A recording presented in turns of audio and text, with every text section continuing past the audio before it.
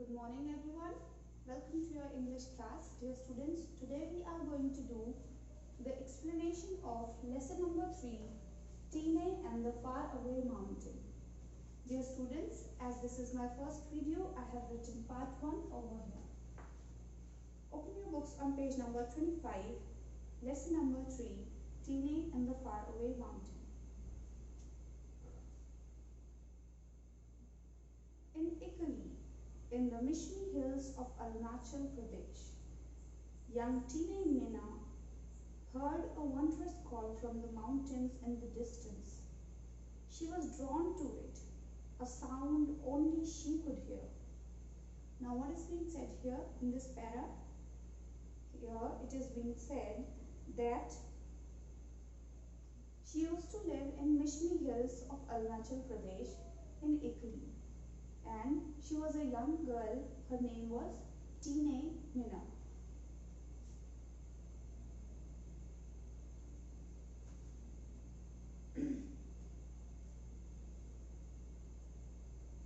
Now what is being said here? It is being said that there was a young girl named Tine Mina who used to live in Mishmi hills of Arunachal Pradesh in Italy. She used to hear a wondrous call from the mountains in the distance. Wondrous means wonderful, almost magical. She was drawn to it. Drawn to it means very interested in it. A sound that only she could hear. Here it is being said that Tine Mina was so much interested in the mountains that she used to hear the wondrous magical calls from the mountains which only she was able to hear. Nobody else could hear that sound. She heard it while she climbed trees. She heard it when she ran through the jungle. She heard it when she spent long days lying under the sun. Whoo-shoo, the sound went whoo-shoo. Ah, Tine would smile. What a wonderful life. Now what is being said here? It has been said that whenever she used to climb the trees, she used to run through the jungle, when she used to lie on the ground under the sun, she used to hear the sound whoo-shoo, whoo-shoo, which was the call of the wondrous mountains. Now what is being said here is that she used to, no matter what she was doing, in everything she used to hear the calls from the mountains, and at that time she used to smile to herself and she used to think that her life was such a wonderful thing. But one day her family moved out of Italy to the closest big town, Rowing. Tine's world turned upside down. Now what is being said in this line? It is being said that when Tine's family moved to the closest big town, that is which is called Rowing, Tine's world completely changed, because when she was in Italy, she used to spend her time playing, climbing trees, running in the jungle, lying on the ground under the sunshine. But when she reached the town, she was not able to do such things. There was a school in Rowing, but the whoo-shoo had been louder in Italy. Tine wanted to return to her mountains again, so she trudged to school every day for 10 years, glancing wistfully at the mountains in the horizon. When she finally finished her schooling, Tine immediately applied to be a porter for army expeditions in the mountains. She would have to carry heavy loads and march over long distances. Now what is being said here?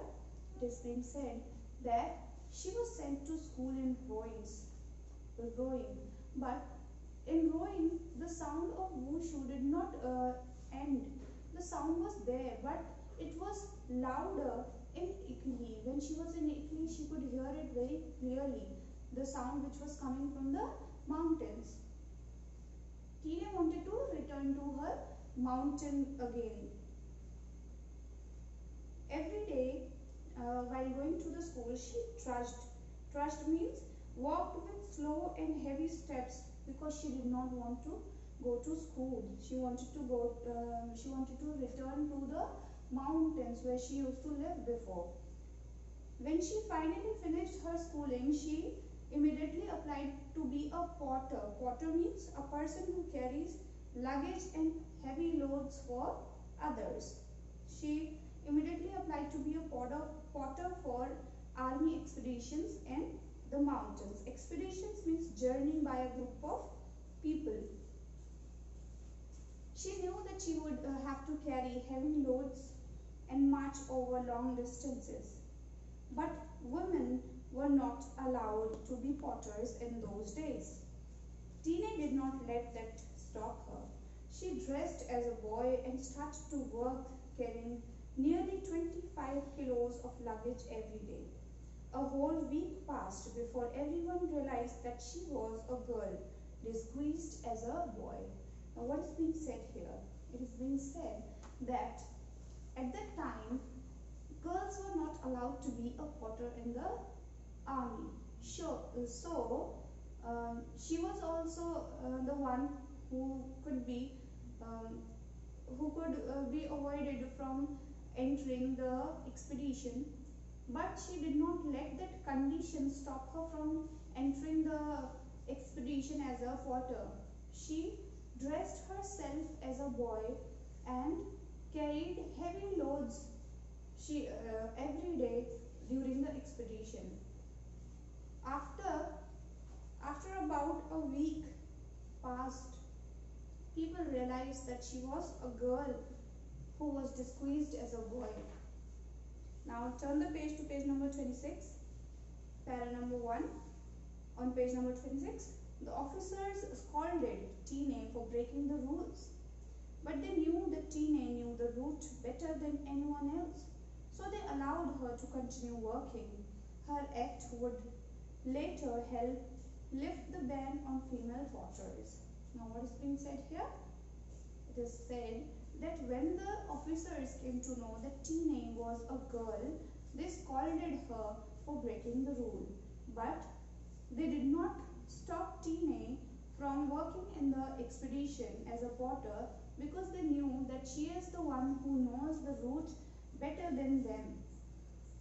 Her act later lifted the ban on female potters. Ban means a law that does not allow people to do something. Later, the ban on female potters was removed because of the act of Tine, who worked as a potter in the expedition. In the army, Tine worked on many expeditions and soon became a coordinator. It was on one of her expeditions as a coordinator that she met Dr. Romeo Metti. At that time, Dr. Metti was working to promote adventure sports in Arunachal Pradesh and immediately identified Tine's talent. "You are a naturally gifted climber," he told her. "You have the strength and the determination. Now, all you need is technique." Now, what is being said here? It is being said that in the army, when she was working, she worked in many expeditions. In one of her expeditions, when she was working as a coordinator, she met Dr. Romeo Metti, who was working to promote adventure sports in Arunachal Pradesh at that time, and he immediately identified that Tine was a gifted climber, and he told her that she was a naturally gifted climber. He also told her that she had the strength and determination, but she only needed the technique to be a successful climber. Dr. Metti became Tine's mentor, and she began her training as a mountain climber. The distant mountains still called her, but Tine did not know the name of the distant mountains till she watched the race for Everest, a film about the first climb of Mount Everest. Wushu became a roar now, and climbing Mount Everest became her dream. Now what has been said here? That after meeting Dr. Romeo Metti, she came to know that she could do something better than being a potter in her life. She started getting training from Dr. Metti as a mountain climber. The distant mountains were still calling her, but she did not know what the name of that mountain was. She came to know about the mountains when she watched the film called The Race for Everest, which was about first climb of Mount Everest. Wushu, the sound, at that time became a roar, and she started thinking of climbing Mount Everest. Climbing Mount Everest at that time became her dream. After months of preparation, Tine finally reached the Everest base camp in Nepal. It was bitterly cold and the air was thin. Tine trained there for a few days to get accustomed to the harsh weather and then began her climb. Now what is being said here? That after preparing for months, she finally reached the base camp, which is in Nepal.